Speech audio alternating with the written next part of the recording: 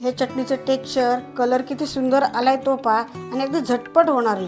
तर ही चटणी आपण पोळी, भाकरी, ब्रेड, अगदी वरण भात जरी केला आणि त्याच्याबरोबर नुसती अशी चटणी खाल्ली तरी छान लागते. उन्हाळा म्हटला की पाणी किंवा पेय पिऊनच पोट भरते. जेवणाची इच्छा होत नाही, पण कैरीचा कोणताही पदार्थ तोंडी लावणी म्हणून पानामध्ये असला की 2 घास अगदी जास्तच जातात. तर ही महिनाभर टिकणारी ही चटपटीत चटणी बनवणार आहोत. तर ती मग कशी बनवायची चला पाहूया रेसिपी. नमस्कार मंडळी, मी रश्मी किचनमध्ये तुमचं खूप खूप स्वागत आहे. चला रेसिपीला सुरुवात करूया.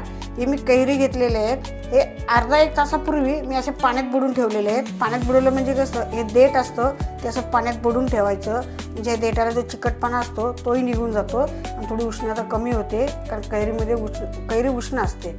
आता मी काढून घेते पाण्यातून.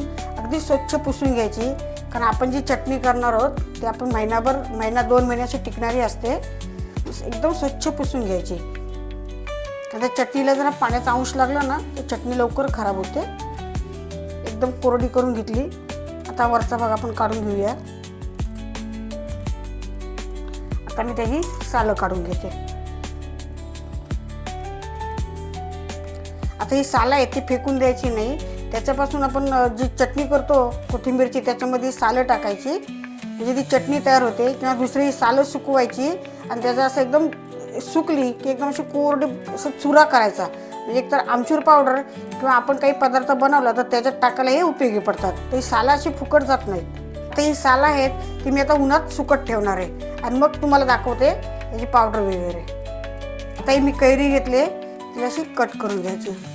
कैरी आपण जी घेतो लोणच्याला आपलं चटणीला, ती थोडीशी अशी कडकच घ्यायची. नरम किंवा थोडीशी आता बघा सध्या पिकलेली येते तशी नाही घ्यायची, अशी कडक घ्यायची.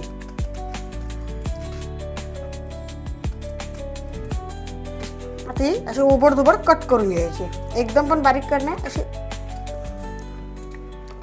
ही कैरी आपण जी कापून घेतले ते आता मिक्सरला मी लावून घेते. पण हे जे एकदम पेस्ट करायची नाही, ओबडधोबड क्रश करून घ्यायचा. त्याला मिक्सर चालू बंद करून फक्त असं कैरीचा क्रश करून घ्यायचा आहे. एकदम त्याची पेस्ट करायची नाही आहे. आता आपण मोजून घेऊया. वाटीमध्ये पेल्यामध्ये जे असेल ते असं मापून घ्यायचं, म्हणजे आपल्याला गुळाचा अंदाज येतो. आपला 1 कपभर कैरीचा क्रश झालेला आहे. आता आपण चटणीला सुरुवात करूया. आता मी कढई गरम करत ठेवले, तर आपण तेल टाकून घेऊया.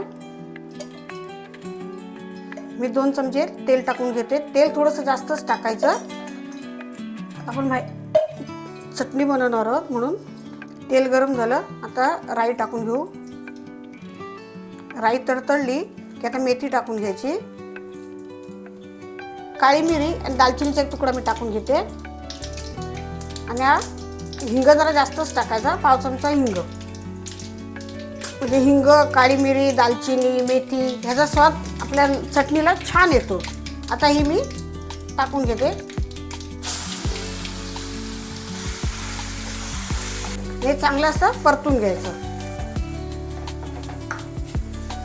आपण ही कैरी मिक्सरला बारीक करून घेतली, त्याच्यामध्ये आपण बिलकुल पाणी नाही टाकलं. पाणी न टाकताच ही क्रश करून घ्यायची आणि हे चांगलं असं परतून घ्यायचं. आधी 5 मिनटं कैरी शिजेपर्यंत असं परतून घ्यायचं. ह्याच्यावर झाकण बिलकुल ठेवायचं नाही, कारण झाकण ठेवलं तर त्याची पाण्याची वाफ होते आणि ते पाणी आपले हे आपण बनवले पेस्ट त्याच्यामध्ये जाण्याची शक्यता असते. चांगलं परतून झालंय, आपली कैरी शिजलेली आहे. आता ह्याच्यामध्ये हळद टाकून घेते.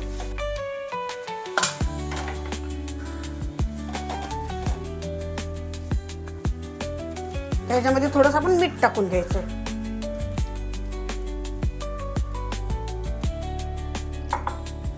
मीठ टाकून परत चांगलं असं हलवून घ्यायचं. आता मीठ टाकलं की थोडंसं याला पाणी सुटतं, तर ते संपूर्ण असं आटून द्यायचं पाणी. त्याला असं परतून झालेलं आहे. याला चांगलं असं तेल पण सुटलेलं आहे, पाणी नाही आहे आता. तर आपण 1 वाटी क्रश घेतला होता, तर अर्धी वाटी गूळ घ्यायचा. आता आपला गूळ संपूर्ण वितळून झालेला आहे. आता मी तुम्हाला दाखवते 1 सेकंद. थोडासा डिशमध्ये ठेवून घेते. थोडंसं असायला थंड होऊ द्यायचं आणि आपण या पाकाला एक तारी पाक होतो का हे बघायचं. थंड झालेलं आहे. तो गुळाचा एक तारी पाक तयार झाला ते बघूया. हे बघा एक तारी पाक हा तयार झालेला आहे.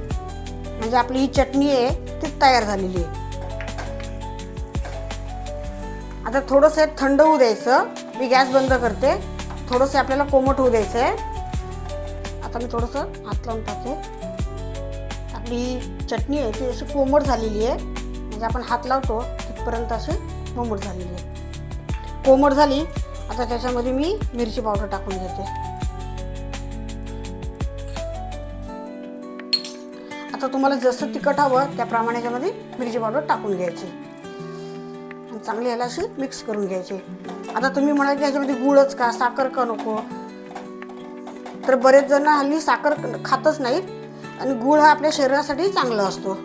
पूर्वी लोक बघा बरेचदा उन्हातून आले की गुळ पाणी द्यायचे. म्हणजे शरीराला असं थोडासा थंडावा मिळतो गुळाने.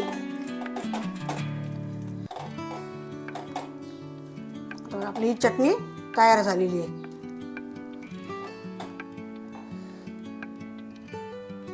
ही अशा पद्धतीने चटणी केली बिलकुल पाणी न वापरता तरी महिनाभर चटणी टिकते आणि छान राहते.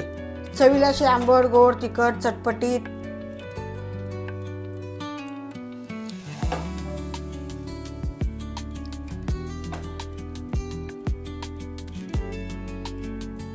हे चटणीचं टेक्स्चर, कलर किती सुंदर आलाय तो पहा आणि अगदी झटपट होणारी.